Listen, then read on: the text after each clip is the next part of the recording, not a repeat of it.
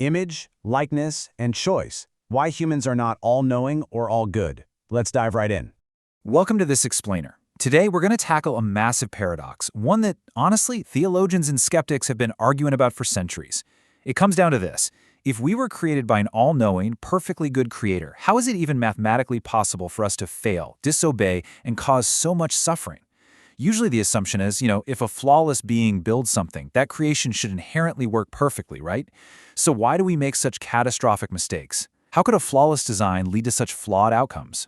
Well, to really figure this out, we have to strip away a lot of the cultural traditions we've inherited and take a really close look at the original blueprint itself. To do that, we're going back to the ancient Hebrew text of Genesis. You're probably familiar with the famous line, "In our image, according to our likeness." In the original manuscript, that's B'Tselmenu Kidmutenu. The problem is, for a long time we've read this in English, and translations tend to kind of flatten out these ancient languages. We end up assuming that image and likeness means we were made as these exact, miniature, flawless copies of God, like we were stamped out of a divine mold that guaranteed perfection. But ancient Hebrew, it's a wildly precise, action-oriented language, and it tells a much deeper, more nuanced story. Okay, so the first key word we need to unpack here is tzelem. We usually just translate it as image, but it actually refers to a capacity, or like a structural imprint. It means we were given the amazing ability to think, reason, govern, create, and love.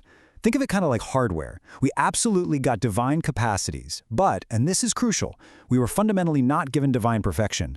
Bearing the tzelem means we have the framework, the raw potential to reflect the Creator in the physical world. It gives us the capacity for immense good, but it absolutely doesn't guarantee that we're going to execute that good flawlessly.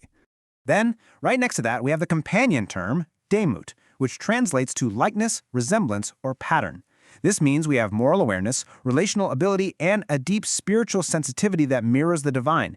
We're made according to a divine pattern. But pay close attention to what the text doesn't say. Demut does not mean equality. Think about it like a mirror reflecting the sun. The mirror captures the likeness of the sun, and it bounces that light back, but the mirror is obviously not the sun itself, right? It doesn't have the sun's nuclear heat or its infinite energy. We have the ability to choose obedience or disobedience because we're morally aware, but carrying a resemblance to the Creator is just entirely different from being equal to the Creator. So when you put these two Hebrew concepts together, this staggering picture starts to emerge, and it completely shifts our theological framework. We resemble God, we reflect God, but we are for sure not identical to God. We were specifically designed to share God's capacities, but the perfection, that was purposefully withheld. And this changes absolutely everything about how we understand human nature. It means we aren't just these broken, malfunctioning versions of a previously perfect design. No, humanity is functioning exactly as a finite tzelem and demut should, carrying the profound capacities of the divine, but also bearing the necessary built-in limitations of a created being. Just look at the stark contrast in how the texts describe our natures. The ancient writers brilliantly illustrated this massive chasm between the Creator and the created.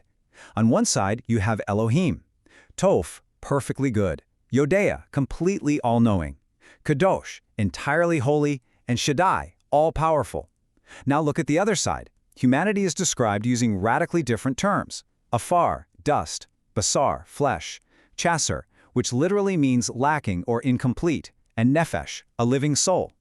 We're talking about comparing the infinite, radiant, self-sustaining nature of the Creator with the finite, dependent, lacking, flesh and dust reality of humanity.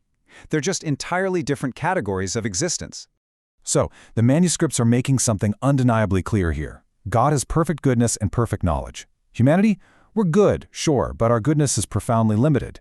We possess knowledge, but that knowledge is inherently finite. We're similar to the Creator in kind, but we are vastly and intentionally limited in our scope and power. We share the capacity for tremendous wisdom, but our wisdom is incomplete. It's something we actually have to acquire through time and experience. Once you grasp this reality, it instantly takes the pressure off that mistaken idea that we were supposed to be perfect from the dawn of time.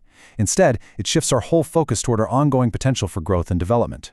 And this brings us to the real climax of human design, and honestly, perhaps the greatest, most terrifying gift we've ever been given: ratzon. In Hebrew, ratzon translates to will, desire, or intention. God possesses ratzon, and because we bear His image, humans share this incredible capacity for free, independent will. I mean, it is the ultimate delegation of authority. We literally have the profound, deeply consequential ability to align our intentions with the Creator's will or to forge a completely separate path. We're not robots, we are independent agents of desire. But here is the catch. And this is the pivot on which all of human history turns. Unlike God's perfect, unshakable will, human ratzon is inherently vulnerable. Our will is limited by our perspective. It starts out incredibly immature. Because we don't know everything, our will is highly influential and is constantly developing. Think about the gravity of this for a second. If we were truly all-knowing and completely all-good like the Creator, we'd be entirely incapable of true disobedience. The right choice would be so overwhelmingly obvious that there'd be no struggle, no real choice at all. But because our will is vulnerable and still developing, the possibility of being swayed, of making the wrong choice, has to always be present. Which brings us to the absolute necessity of choice. You might be wondering, why would an all-powerful creator purposefully give us this influential, vulnerable will in the first place? Well, it operates on a pretty staggering logic. Love, in its truest form, inherently requires freedom. You just can't force a genuine relationship. Compelled love is nothing more than programming. But freedom requires choice. You have to have actual, viable options to truly be free. And the very moment you introduce choice, you introduce profound risk. The instant you grant someone the freedom to choose love and alignment, you're simultaneously introducing the massive risk that they might choose their own path instead. For the love to be real, the system absolutely requires the possibility of failure. This actually brilliantly illuminates what went down in the Garden of Eden. The Nakash, the serpent, the adversary, didn't physically overpower humanity. He literally couldn't. Instead, what did he do? He persuaded them. He manipulated their perspective. And here's the really profound truth about that. Manipulation and persuasion are tactics that only work on beings with limited knowledge and developing wisdom. If Adam and Eve were truly all-knowing, the adversary's deception would have fallen flat instantly. They'd have seen right through it. But because their ratzon was influential and their knowledge was incomplete, persuasion was highly effective. The adversary essentially weaponized their developing capacity. So, the inescapable conclusion is this. Disobedience was possible from day one, purely because of how we were structured. Humans can choose, humans can be deceived, and humans can disobey. Disobedience wasn't some shocking flaw, a mistake, or a glitch in the code. It was a mathematical possibility baked directly into our existence. We bear God's image, the capacity to choose, without bearing His perfection, which would be the impossibility of being deceived. We were made good, absolutely, but we were never made flawlessly, untouchably good. But of course, our story doesn't just end with a fractured design or humanity wandering around hopelessly with this vulnerable will. Despite the fall and the immense consequences of those early choices, the Creator didn't abandon His image bearers. The ultimate hope here is found in the ancient promise of a Redeemer. The plan all along was for someone to step into human history who would fulfill the tzelem and the demut perfectly. Someone who could heal our highly influential wandering nature, restore that broken likeness, and safely guide humanity back into perfect alignment with the one whose exact image we were fundamentally made to reflect. As we wrap up this explainer, I want to leave you with one final thought to reflect on. You are not perfect. And you know what? You were never designed to be flawlessly omniscient from the start. You're an image bearer on a journey of developing wisdom. But your capacity to choose, your ratzon, is genuinely divine. So the ultimate question is this: knowing you have this incredible, vulnerable, but immense gift of free will, how are you going to use your ratzon today to reflect the image of the one who created you?